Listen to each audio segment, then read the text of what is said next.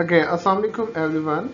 Today we will try to go through our second philosopher, which is who is Mary Wollstonecraft. We will try to go through her biography, her feminist school of thought, her contribution in the field of knowledge, and her personal life in this lecture. Okay, let's start. Again, now read the slide carefully. Mary Wollstonecraft was born on 27 April 1759 and died in 10 September 1797. She probably lived for only 36 years and she was 18th century philosopher of 18th century, and she was considered as a co-founder of first wave feminism. First wave feminism जो movement है ये उससे belong करती है. तो आपको इससे wave से पता चल जाएगा, फर्स्ट वेव से, कि she was not so rigid in her demands. वो अपनी डिमांड्स में रिजिड नहीं थी. जो इसने डिमांड्स की थी वुमेन के लिए वो बेसिक फंडामेंटल राइट्स की ही होंगी. क्यों? Because she was the part of first wave feminism. वो फर्स्ट वेव फेमिनिज्म का पार्ट थी. इसने बहुत सारी बुक्स लिखी आप देख सकते हैं, लेकिन इसकी जो फेमस बुक है वो क्या है? A vindication of the rights of women. ये 1792 में ये पब्लिश हुई थी और इसके ऑलमोस्ट 5 इयर्स बाद ही इसकी डेथ हो गई. अब इस बुक में ये क्या कहती है? ये कहती है कि women are not naturally inferior to man, कि औरत नेचुरली बाय बर्थ मैन से इंफीरियर नहीं है, बट अब इसलिए वो इंफीरियर है because she doesn't get higher education as compare to the man. She is not allowed to get formal education like man. अगर वो मैन की तरह फॉर्मल एजुकेशन गेन करेगी तो वो मैन की तरह मैन के as compare to man she will not be remain so inferior. वो इंफीरियर नहीं रहेगी अगर वो same as man she is allowed to get formal education. अब कहती है कि वो इंफीरियर इसलिए है because she had lack of education. उसके पास एजुकेशन नहीं है. आप उसे एजुकेशन गेट करने नहीं देते, उसे एजुकेशन लेने नहीं देते. अब आप उसे एजुकेशन नहीं लेने देते, एट द सेम टाइम आप उसे ब्लेम करते हो कि हाँ ये वुमेन जो है शी इज इंफीरियर. उसने फिर ये सुजेशन दिया कि man and women should be treated as rational beings. इन दोनों को रैशनल बीइंग समझना चाहिए. आप ये डिस्क्रिमिनेशन ना करें कि आप मैन को रैशनल कह दें और वुमेन को इरेशनल कह दें. और and imagine a social order founded on reason. और एक ऐसा सोशल ऑर्डर बनाएं जिसके पीछे कोई फाउंडेशन हो, कोई रीजन हो. आपने जो सोशल ऑर्डर डिस्क्राइब किया है, सोशल ऑर्डर आपने नरेट किया है जिसमें मैन सुपीरियर है वुमेन इंफीरियर है, इसकी कोई बेस नहीं है, कोई रीजन नहीं है. This social order can not be justified on the base of logics. So आपको क्या करना चाहिए? आपको एक ऐसा सोशल ऑर्डर प्रिवेल करना चाहिए where man and women will be treated as an equal human being, जहां पे उनको as an equal human being treat किया जा सके. अब ये इसकी सेकंड पैराग्राफ देखें. क्या कहते हैं कि Wollstonecraft has received much more attention than her writing because of her unconventional and often tumultuous personal relationships. अब ये उसकी जो वुमेन राइटिंग थी इसकी वजह से इसे वो फेम नहीं मिला जो कि उसके अनकन्वेंशनल रिलेशनशिप्स की वजह से मिला. Tumultuous personal relationships, unique personal, unconventional ही क्या आप कह सकते हैं टिमल्चुअस को भी. इसका मतलब होता है कि गैर रस्मी, जो आप इसे कह सकते हैं सोर्स ऑफ अटेंशन हो जो बाकी लोगों के लिए. अब लोगों की अटेंशन ग्रैब किसने की? उसके गैर रस्मी और ये डिस्टर्ब्ड फैमिली पर्सनल रिलेशनशिप्स ने. उसके टू अफेयर्स रहे, वो किसके साथ? हेनरी फसिली के साथ और गैल्बर्ट एमले के साथ. अब Wollstonecraft married the philosopher William Godwin. William Godwin was a famous philosopher of anarchist school of thought. अब अनार्किस्ट जो होते हैं वो ये सोचते हैं कि we don't need a state. हमें स्टेट नहीं चाहिए. हमें क्या चाहिए? We need a state where we can enjoy liberty, independent, freedom. हमें कोई प्रॉपर स्टेट गवर्नेंस नहीं चाहिए. हमें कोई रूल करने वाला प्रेसिडेंट, प्राइम मिनिस्टर ना हो. हर इंडिविजुअल इंडिपेंडेंट हो और he should have ability to rule his own self, वो अपने आप को खुद रूल करे instead of relying on any state, किसी स्टेट ऑपरेटर्स पे रिलाई करने की बजाय, किसी प्रेसिडेंट प्राइम मिनिस्टर पे रिलाई करने की बजाय there should be a free state, free state होनी चाहिए जहाँ पे इंडिपेंडेंट हो हर इंसान और हर इंसान को उसकी प्रॉपर फ्रीडम अवेलेबल हो। आगे क्या है, उसके साथ उनकी एक उसमें से उस मैरिज रिलेशनशिप में से उनकी एक बेटी हुई और उसका नाम क्या था, had one daughter Mary Godwin, उनकी एक बेटी हुई Mary Shelley was her name, who would go on an Arthur Frankston, वो Arthur Frankston के साथ गई। Wollstonecraft died at the age of 38, 38 साल की उम्र में उसकी डेथ हुई due to complication from child birth, child birth के बाद जो कॉम्प्लिकेशंस हुई उसकी वजह से Wollstonecraft की डेथ हो गई। And living behind several unfinished manuscript, और उसने बहुत सारे जो काम शुरू किए थे, राइटिंग स्टार्ट की थी, वो उनको अधूरा छोड़ के चली गई और उसकी डेथ हो गई।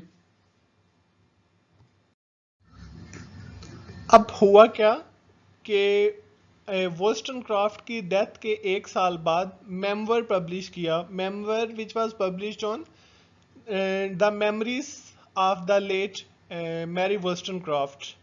मैरी वोल्स्टनक्राफ्ट के याद में उसने एक मेमोर पब्लिश किया और उसकी वजह से वो बहुत ज़्यादा कंट्रोवर्शियल हो गई। गॉडविन को आइडिया भी नहीं था कि what damage that book has done on the reputation of her wife. उसने इमेजिन भी नहीं किया। उसकी वजह क्या थी, क्योंकि जो ये थी मैरी वोल्स्टनक्राफ्ट थी, उसके अनऑर्थोडॉक्स रेबेल उसका ओपिनियन था टुवर्ड्स लाइफ। जब लोगों ने ये देखा कि she is different from others, तो जो ह्यूमन नेचर है, हम अदर को टॉलरेट ही करते, हम अपना best, we will try our best to suppress the one who doesn't think like us, हम उसे दबाने की मुकम्मल कोशिश करते हैं जो हम में से ना हो। In same was the case with Wollstonecraft as well. जब when people came to know that she has a different view towards life, she has a rebellious attitude towards the social norms, customs and values, तो उन्होंने क्या किया, they started raising a protest against her even after her death, उसकी death के बाद भी उन्होंने उसके अगेंस्ट प्रोटेस्ट स्टार्ट कर दिया। उसके बाद क्या हुआ, चेंज आया, टाइम गुजरता गया, फेमिनिस्ट मूवमेंट स्टार्ट हो गई, और क्या हुआ, Wollstonecraft advocacy of women equality and critic of conventional femininity became increasingly important. तो फिर उसने जो कन्वेंशनल फेमिनिटी का कॉन्सेप्ट दिया था, कन्वेंशनल फेमिनिटी क्या है, औरत वीक है, उसने उसके अगेंस्ट लिखा। वुमेन इक्वालिटी के ऊपर बात की कि they should get equal rights. तो उसकी वजह से अगेन क्या हुआ कि उसकी जो रेपुटेशन जो थी वो खराब हुई थी। She ultimately started regaining her reputation after her death, और उसे आज फाउंडिंग फेमिनिस्ट फिलोसफर्स के तौर पर याद किया जाता है। And feminist often cite both of her life and work as important influences, और जो फेमिनिस्ट हैं वो कहते हैं कि इसकी लाइफ और इसके वर्क्स दोनों ही basically they both of these things led the foundation of feminist movement. इसकी personal life in a sense कि आपने देखा कि ऊपर के इसके अनऑर्थोडॉक्सिकल अप्रोच थी उसकी towards lifestyle, towards her personal life. Unorthodoxical होता है rebellious, a sort of rebellious other than the people has, तो ये डिफरेंट आप कह सकते हैं इसको। तो डिफरेंट अप्रोच थी इसकी टूवर्ड्स लाइफ उसने, और दूसरा उसका बुक जो उसने वुमेन के ऊपर लिखी थी, दोनों ने मेजर कंट्रीब्यूशन प्ले किया in the field of feminism. Okay, now read this slide carefully. आपने क्या देखा इस स्लाइड में कि वोल्स्टनक्राफ्ट और गॉडविन जो they firstly become closer and very soon their close friendship had turned into an intimate relationship. उन दोनों की दोस्ती बड़ी जल्दी प्यार में बदल जाती है। और कैसे बदलती है, गॉडविन बेसिकली लेटर्स लिखता है इसे वोल्स्टनक्राफ्ट को different parts of the world से, स्वीडन, नॉर्वे एंड डेनमार्क से, और एक लेटर में वो उसकी बुक के बारे में कमेंट करता है जो इसने उसके बारे में लिखी है, वुमेन के बारे में। वो कहता है, if ever there was a book calculated to make a man in love with its author, अगर कोई ऐसी किताब है जिसको पढ़ के इंसान को उसके ऑथर के साथ मोहब्बत हो जाए, this appears to me the book to me to be the book, तो मैं ये मेरे लिए वो किताब है। She speaks of her sorrows in a way, वो अपने दर्द के बारे में ऐसे बयान करती है, डेट फिल्स अस विद मेलनकली, जो कि हमें दर्द से, दुख से भर देता है और हमें गम में डिसॉल्व कर देता है। आगे क्या कहते हैं, at the same time she displays a genius, साथ ही साथ वो उस जहानत की अक्कासी करती है, विच कमांड्स ऑल और आर एडमायरेशन, जो कि हमारी तमाम तर तारीफों की मुस्तहिक है। ये क्या है, ये उस कमेंट को बता रहे हैं जो कि गॉडविन ने किया था वोस्टनक्रॉफ्ट के वर्क के ऊपर। अब उसके बाद क्या हुआ, जब वोस्टनक्रॉफ्ट गॉट प्रेग्नेंट तो उन्होंने क्या कहा, they decided to got married so that their daughter will get a legal or legitimate status in society, उन्होंने आपस में शादी कर ली ताकि उनके बच्चे को एक लीगल स्टेटस मिल जाए। और उनकी शादी से ये बात पता चली कि वोल्स्टनक्रॉफ्ट का जो फर्स्ट बॉयफ्रेंड था इमले, उसके साथ तो वोल्स्टनक्रॉफ्ट की शादी नहीं हुई थी, वोल्स्टनक्रॉफ्ट ने गलत बयानी की थी that he was her ex husband. तो उसके नतीजे में इन दोनों के बहुत सारे जो फ्रेंड्स थे, इस चीट के, डिसेप्शन के रिजल्ट में उन्होंने इसको छोड़ दिया था। अब पाकिस्तान में तो हम इसे एज ग्रांटेड लेते हैं, लेकिन वेस्ट में चीट करना, झूठ बोलना, डिसीव करना, इसे बहुत बड़ी बात समझा जाता है। अब आगे देखें सेकंड स्लाइड। वोस्टनक्रॉफ्ट डाइड ऑफ सेप्टिसिमा, सेप्टिसिमा की वजह से उसकी डेथ हुई। ये बेसिकली डिजीज है जो कि जब मतलब चाइल्ड प्रोडक्शन, जब बच्चा पैदा होने लगता है, during the birth of a child there must be some complexities in the body of the woman, तो एज अ रिजल्ट ये एक डिजीज पैदा होती है जो बच्चे की बर्थ की वजह से उसकी डेथ होगी वोस्टनक्रॉफ्ट की। गॉडविन वाज डेवास्टेटेड, उसकी डेथ पे गॉडविन जो था, he was in state of shock. Devastated होता है बिखर जाना, तबाह हो जाना। वो अपने एक दोस्त को लिखता है, टॉमस हॉलक्रॉफ्ट को लिखता है, I family believe there does not exist her equal in the world, कहता मुझे लगता है कि उसका इक्वल, उस जैसा कोई उस दुनिया में है ही नहीं।